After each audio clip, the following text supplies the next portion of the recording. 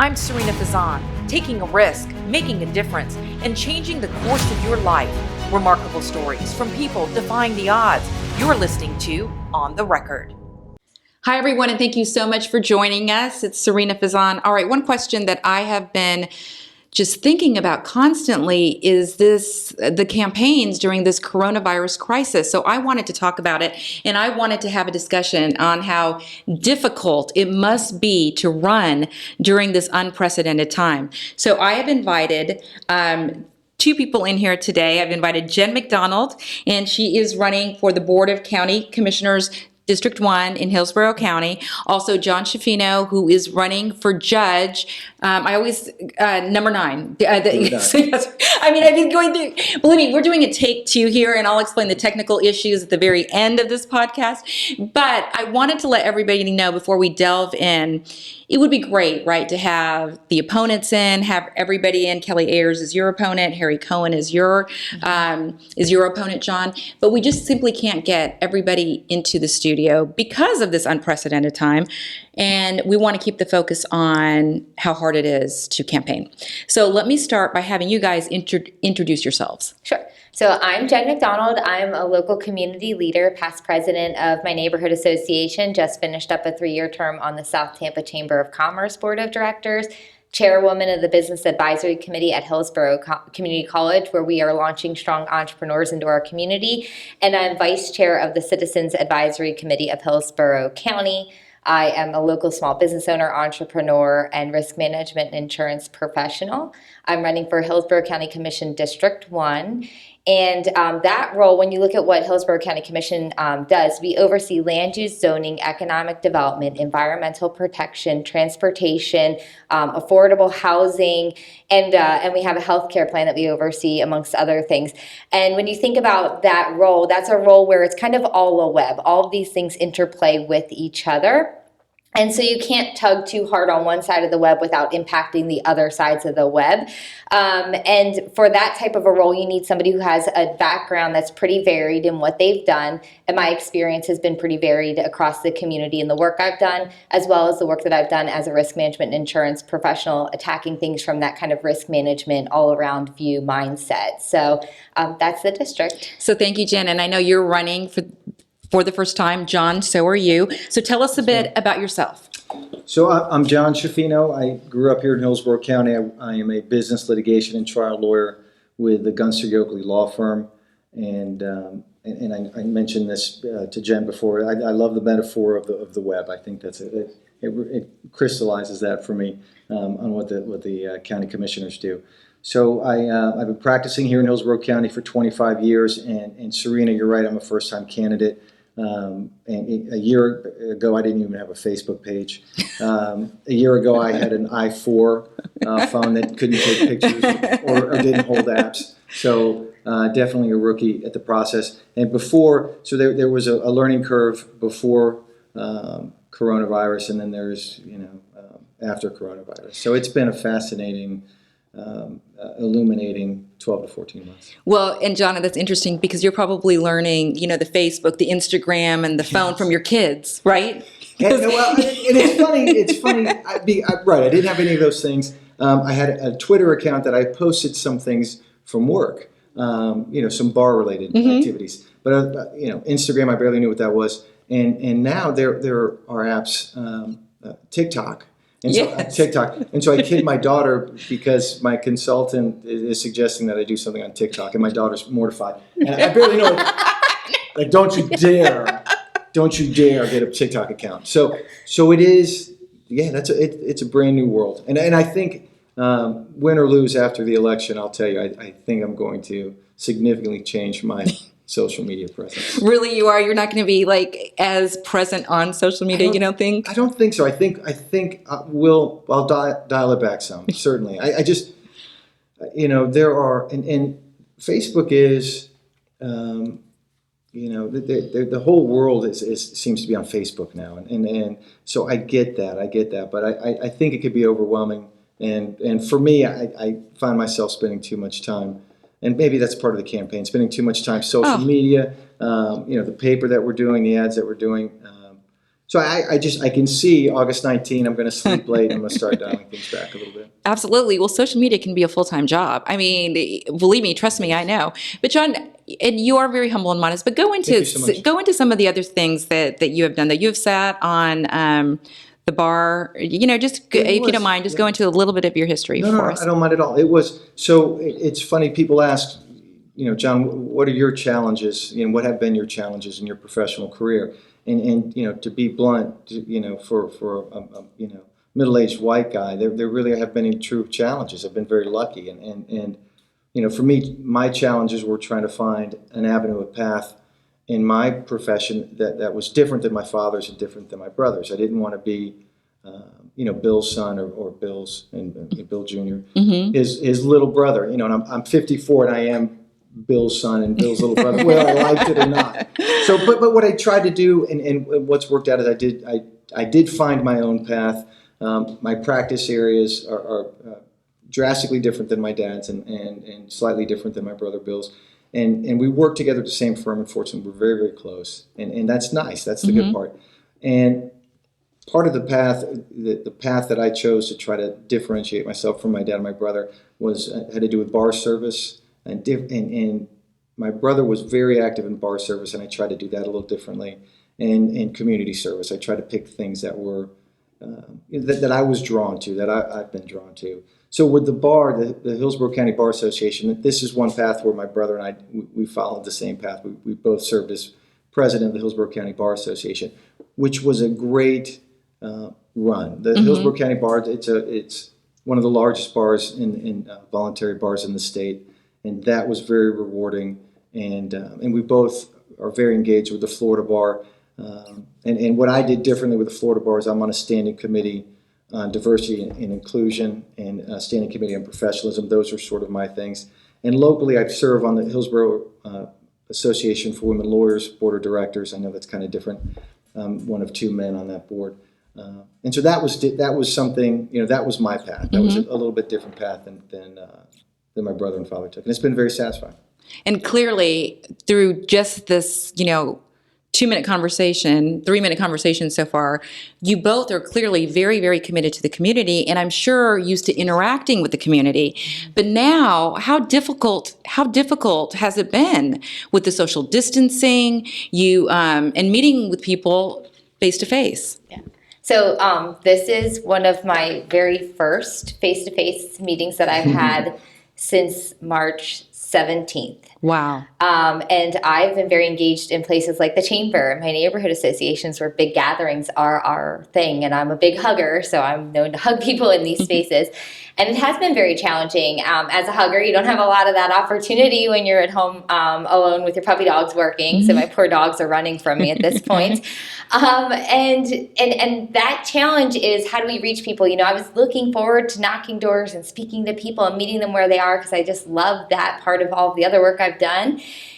And it got shut down right as it was launching. And so I thought, how do I handshake somebody? How do I hug somebody right now? And on March 17th, I went live with my first interview.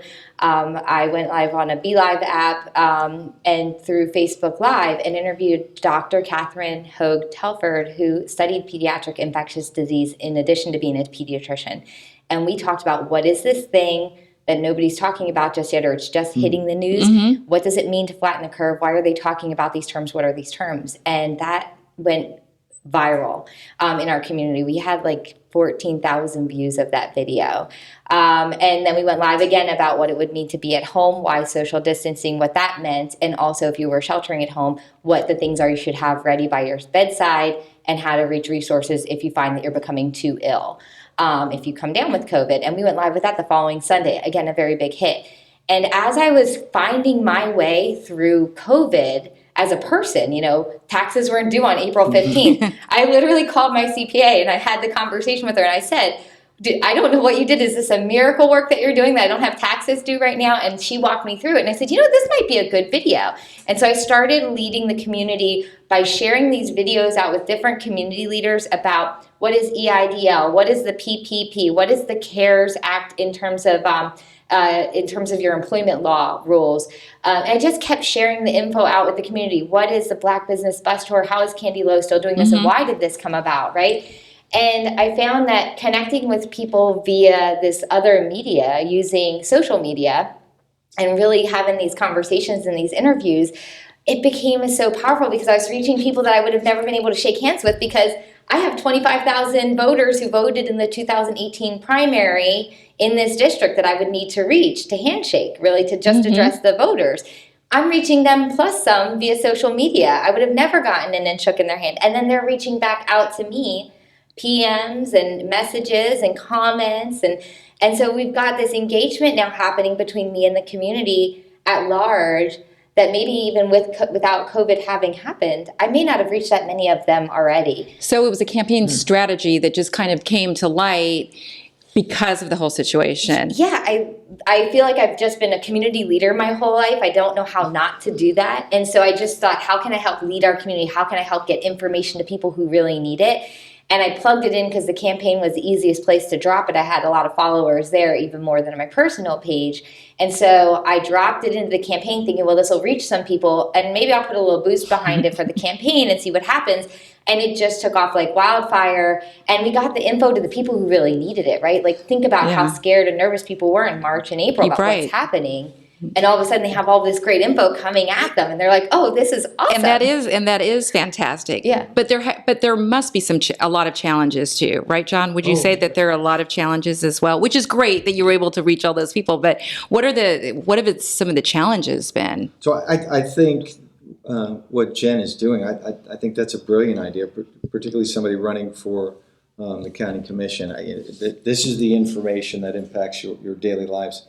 For judicial candidates, the challenge for all of us is communicating to voters who we are and getting our name out there and talking about any substantive issue is almost impossible because we can't answer a lot of questions and we can't do a lot of things. And I'm going to interrupt you for 1 second. Why especially with judicial candidates? I mean, I know why, but can you explain to the public why especially with what you're running for, you cannot weigh in on certain things? It is that there are judicial canons that apply, and the particular one that governs us is Canon 7.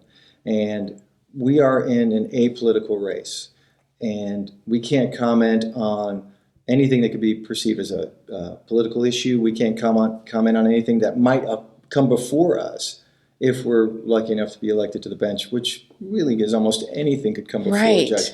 So really all we can do is try to communicate to the voters, this is who I am, and this is who I've been over my career. And I can't even, exactly what we can't do is promise people what we'll do other than serve, with integrity and humility. That's what you want your judicial candidates to do, somebody with compassion. But we can't promise or even suggest that we would rule a particular way on any issue that might come before us. So we get those questions all the time.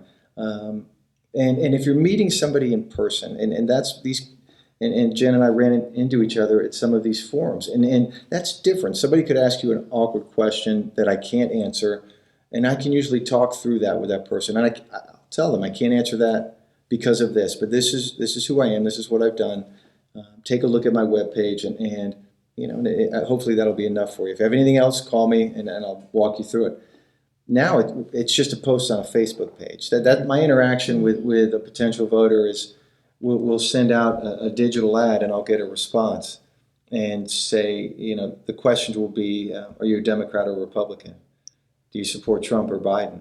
Literally the top of the list, are you pro-choice or pro-life? I mean, those are like the top three questions we're not allowed to answer. And when we respond and try to explain Canon 7, understandably, the voters say, that's cop-out.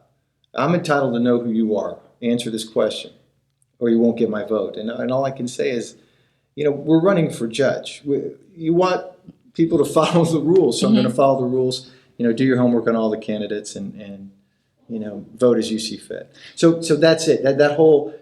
And Jen's exactly right. There are no chamber meetings. There's no Rotary meetings. And our forums now, the judicial candidate forums, are Zoom forums. And I'll tell you, there's one coming up in a couple of weeks. Plant City had one scheduled for August. It was going to be in person. They canceled that. And I get it. Greater Tampa Chamber is doing one, but it's remote, it's Zoom. But there's one coming up that's in person. Yeah. And I'm not so sure about that. In a jammed room, and they had one recently. Not a lot of, some folks not wearing masks. So that's the first one, I think, for all of us, where there are going to be live people in the room. And frankly, you think we would relish the opportunity, but I've still got the heebie-jeebies about this.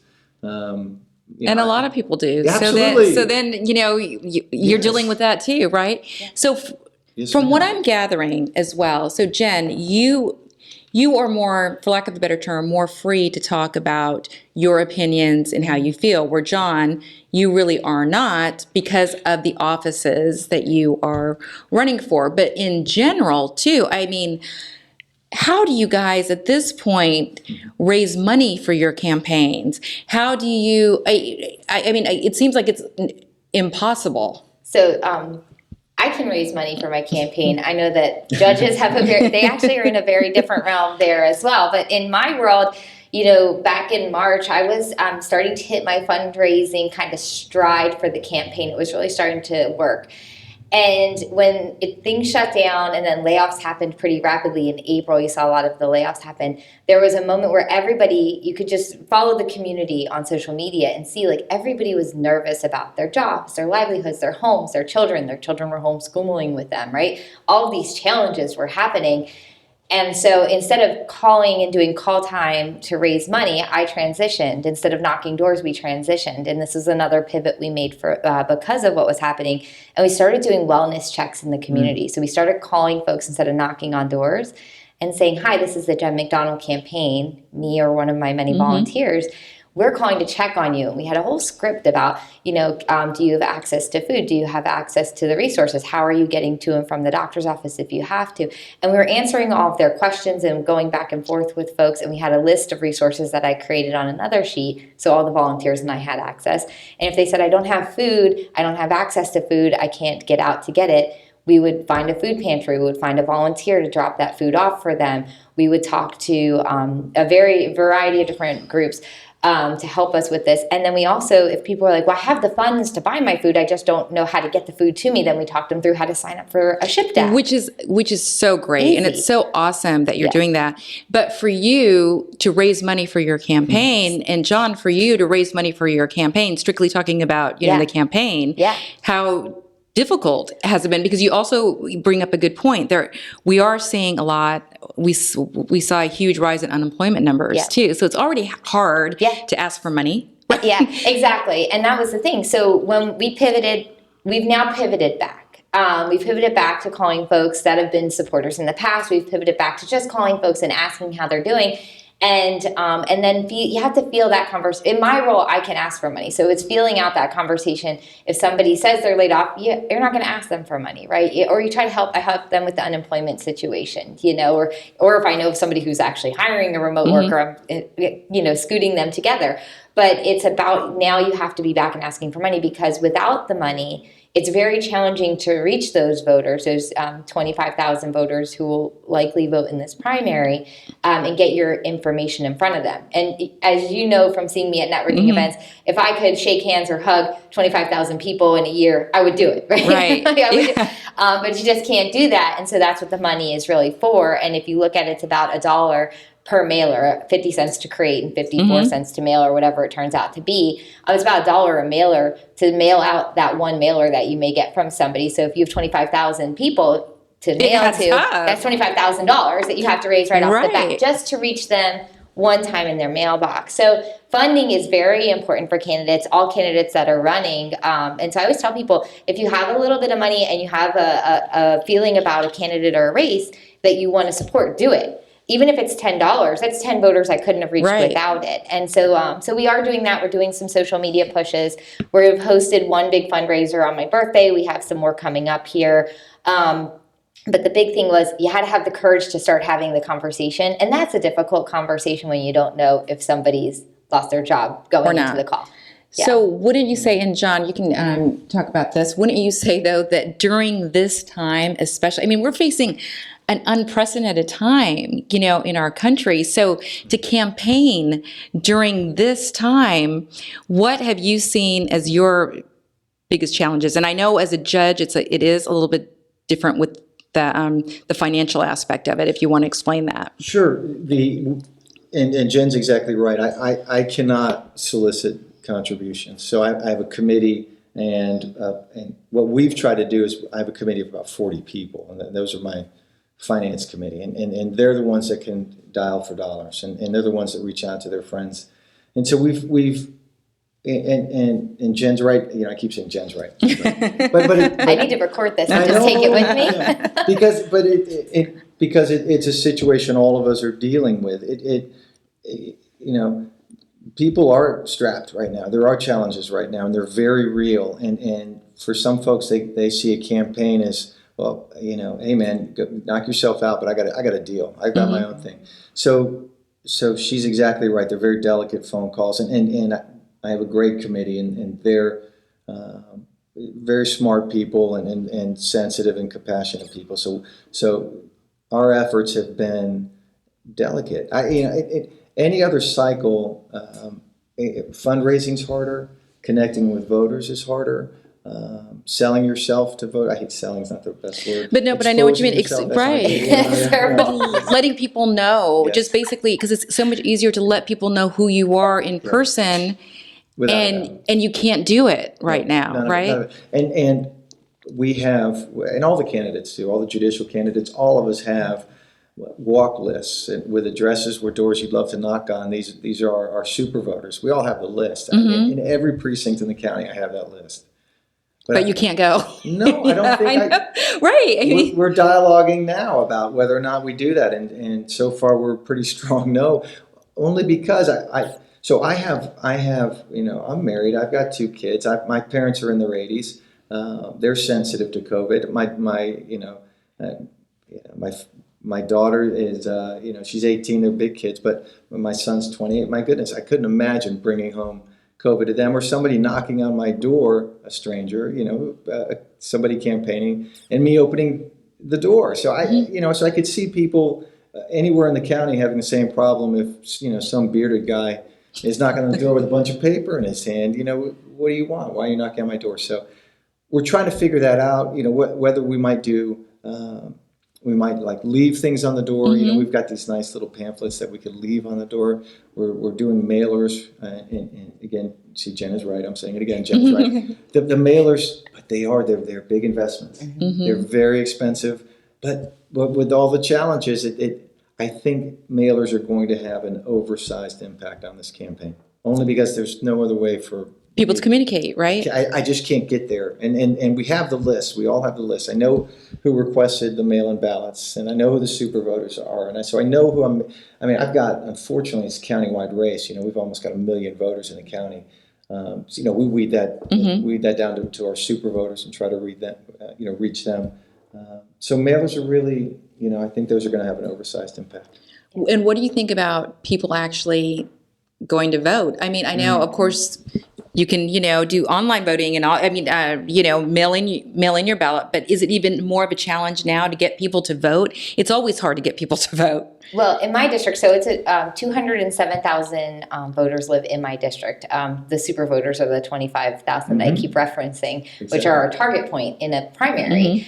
And the vote by mail in this district already ran between 8 and 12,000 of that 25,000 every year already. So between 8 and 12,000 people are already voting by mail in the Democratic super voters in a primary. So that makes it a lot more targetable because we know who the people are who've been doing this historically. And then we know who the additional people are who historically are super voters in other ways. And we can target them if they've signed up to vote by mail in a different sort of way as well. So we're being very dedicated with how those little bit of resources that we do have get spent, reaching the folks who are going to make the decision in this election just based on past history. But yeah, it's a lot of that very, very targeted understanding exactly who you're reaching out to and making sure you're touching that door virtually. Right. So John, what do you think? Do you think it's going to be harder to get voters to vote? Oh, no, Sarina, I think that's a great question. And, see, I'm saying of course it's a great question. You do these things. This is what you do. Yeah. No, but not all my questions are great, so that's okay. No, believe me. So a lot of times I ask questions that are like, you just asked me that question? So thank you for saying that question. It's great. If you ask I appreciate it. I'd bust your chops too in a minute. If you gave me a chance and you asked a weird question, I'd be all over you. But we talk about this, and it's an important conversation for everybody. I think that the coronavirus is going to have a suppressive effect on the vote. We sure do. We think it's going to be a modest turnout, particularly on Election Day. We think the mail-in numbers, are higher than they've ever been, which makes sense. I mailed in my ballot, and my whole family did that. So, but I still think we're going to have a reduced turnout. It's impossible to guess. I think, if I remember right, the primaries last election cycle for judicial candidates, I think there were maybe 200,000 votes cast. I can't remember exactly. Maybe 250, somewhere in there. I bet we don't see anything close to 200,000 this cycle. And I'm saying that like it's my analysis. I pulled this information together. But I think that's what it's going to be. That's a large reason why too I wanted to have this the podcast, because it is really important to vote. But I think so many people are hesitating because there's so many other issues that they're dealing and that they're facing, and then maybe they don't know their candidates as well as they have in the past. Do you even think it's okay? Is it even fair to even run right now? And maybe fair is not the right word, right? But it is. I just can't even imagine it. I think it's every election cycle, there are challenges that you could not predict, right? We've had election cycles where we've had hurricanes impact, the state. Very good point. We've had all different sorts of challenges impact us. And so this is just another challenge. I think the blessing of being a first-time candidate is, guess what? I don't know anything else. So you just got to evolve. It's kind of like being a business owner, right? Like sometimes you're building the airplane as you're flying it. It's the same sort of thing. You're just trying to work through like, okay, what do we do now? How do we reach people? How do we handle this? And it's a constant. There's no time off. Like I know that there's been more folks who talk about having some downtime or having more availability of time. Most of my friends are working, dealing with kids who are going to school while trying to work at home, and dealing with all the challenges of potential layoffs and all of that. And in my world, it's the same way, right? I own my small business, so it's how do I keep my business running and keep all that still the money coming in the door and running and managing that piece, and how do I run an election cycle that's so kind of strange and different. And it's just all about like solve the problem with the best solution that has the best outcome for everybody around me too. And that's kind of how I always have been. So this hand has played kind of right into my strengths. And that's what I think. And that's a value I think I also bring to county commission, right? That was good. Did you see that? That was great. Come on, that was great. Like just to add that in there. Well played. Thank you very much. So, John, what about you though? What do you think? Gosh, to run during this time is just no one ever imagined this. So all of the candidates jumped in and we're campaigning and we're raising money and so. We're all in. We're vested in time, emotion. Our families are vested. So we're here, so it happens. And I agree, again, like for the 40th time with Jen. But we don't know, we as first-time candidates, we really don't know the difference. So we know it's weird. That's obvious. But, and what I would suggest to we're going to have a suppressed turnout, but again, a lot of mail-in ballots went out, and I know they're going to be very careful at the precincts come voting time. Early voting, folks, get out there and vote, no matter who you vote for. Honestly, this is just vote. It's such a privilege to vote. It is, and I think they're going to be careful. I think they're going to socially distance at all the precincts, and people will be masked up, and those few weeks before the election, we're all hoping that people get out there and vote. And obviously on August 18th, if you want to wait to the 18th, that's cool too. So you're confident, you both are very confident that the supervisor of elections offices will take all the precautions necessary Hillsborough County Supervisor of Elections, Craig Latimer, might be one of the best supervisor of elections in the United States. He is the chair of the Florida Association of Supervisor of Elections because he does such a great job, and he has been such a champion for making sure that everybody has the ability to have their vote count. So I am 100% confident in our ability for our vote by mail, which all of our military men and women, we have so many of them here in Hillsborough We County. thank them so much for their service, Yes, right? thank With you. MacDill Air Force Base right here. Yep, and so come and CENTCOM, right? And these folks are deployed a lot during their votes, and their votes have always counted by mail when they're deployed, and they have confidence in that. I have complete confidence in Craig. He is a highly competent person. His office is filled with highly competent people. So I think they'll take, first of all, every precaution to make sure that the vote by mail gets handled properly. And then in addition, the day of, I know they're already working on action plans in that office as to how to keep you safest. My personal, if you're not going to vote by mail, I did vote by mail. Imagine being a candidate voting by mail. You know, as you said that earlier, it's different. It's totally so different because usually you want that video opportunity of actually going to vote, to cast your vote. Well, I did it. I actually took that advantage.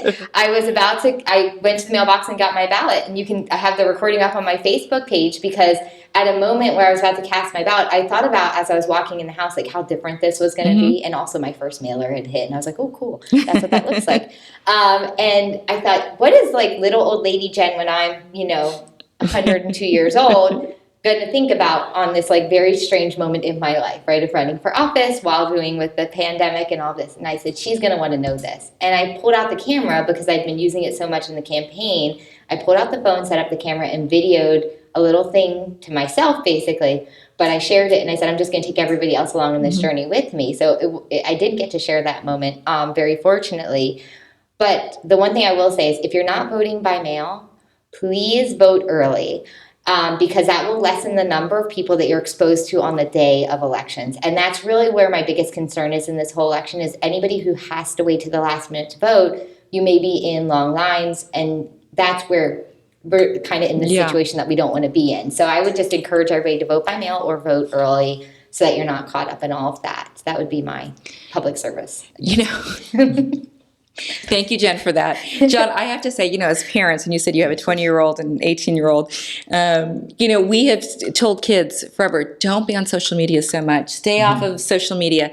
Don't, come on, let's kind of scale back. Aren't you, as a candidate, because Jen has talked a lot about social media, aren't you, so grateful that we have that, at least right now? I mean, just to help. Yes. It is an overwhelming part of the campaign. Digital media, digital marketing, for all of us, every candidate would tell you the same thing, that they're getting their message out there. And really, that's the only meaningful way to do it is through social media. It's like, thank goodness for social media. And Jen, I so appreciate your passion and your smiling face, and you're so passionate. But I want to hear from John, too. Why do you want to be a judge? Well, I happen to be very close with my parents, and which we're very blessed, and they're still here, and they were and are two of the most honorable and hardworking people I know.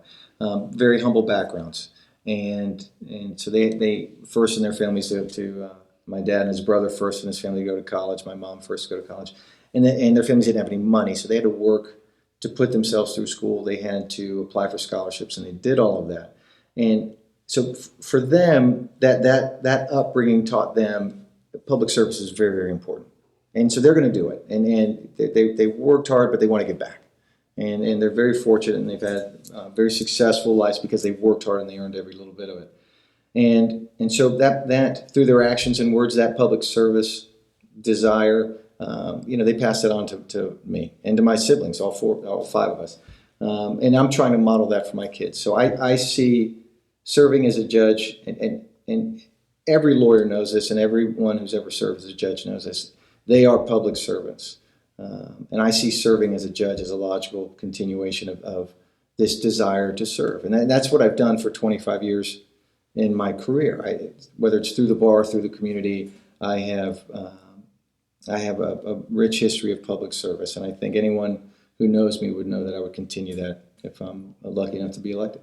Well, it was very neat because the last podcast I did, which is actually going to run very soon, was your nephew, Carter Dill, who is here, that is giving back to the community. So I so appreciate both of you coming in. I wanted to let people know when I started out and I said we were having some technical issues, is because Dr. Susan McManus, who's an international political analyst, was actually joining us for this podcast via Zoom, but again, some technical issues. So we're going to do another podcast with her. Maybe we'll just do it back to back, talking about some of the challenges that the candidates are facing right now, and also taking a larger picture at the national elections. Is there anything that either of you would like to add in closing? You want to go first, John? My closing is Susan McManus is phenomenal, and she has spoken to the Hillsborough County Bar Association a number of occasions. She's great. She really is great and very fair. Oh, don't yeah. you think? No, Very no. fair, and that's why I wanted to include her. And I'm glad that you said that. I mean, she really played a key role in helping me decide on who to have here for this podcast, and who, to talk specifically about the coronavirus and the impact on the election. But I interrupted you, so I apologize. No. I when coming on, and thank you so much for everything, Absolutely. for talking with Carter. They're such a wonderful family. I'm very, very close with all my siblings, including my little sister. She's my little sister. She's a rock star. She's an OBGYN. She's a rock star. I won't get into too many personal details, but she might be my OBGYN. She is it's the perfect marriage of personality and profession. She loves what she does, and she's phenomenal, and she's raised wonderful kids. But for me, coming on this show, for me, this isn't a campaign event. This was refreshing because I got to talk about something other than the campaign, because we do. I am enjoying it. We're in a good sprint, but this has been a nice chance to take a step back and talk about campaigning in general and the challenges that we're all facing, all the candidates, but in particular judicial candidates, in campaigning. And not that I'm looking for sympathy or boo-hoo, but that's a nice thing to share with the voters, and what a nice opportunity to sit here and to urge all our voters, and again, no matter who you vote for, what a blessing it is to have the privilege to vote. So please exercise your right to vote. That's Absolutely. my closing. Yeah. So just my closing is look for the leaders, look for the helpers, look for the people in the community who are doing things. If you're interested in engage with them. And if you have some time, lend a hand. Folks could really use it today. And you can find me on social media. I'm a big fan of Sarina, so I'm so happy to be here. I'm just so grateful. When the call came through, I said, of course. I didn't even think about what my schedule looked like. I just said, yes, I'll do this. So thank you for your leadership in our community and continuing to try to share the stories of our local leaders. That's such an incredible thing. So look for the helpers. Sarina is also one of the many helpers in our community getting things done. So thank you. Thank you so much. And thank you so much, guys, for joining us. And thank you for watching and listening. And please continue to send me your ideas on what you want to hear from, because we love hearing from you. Thank you again.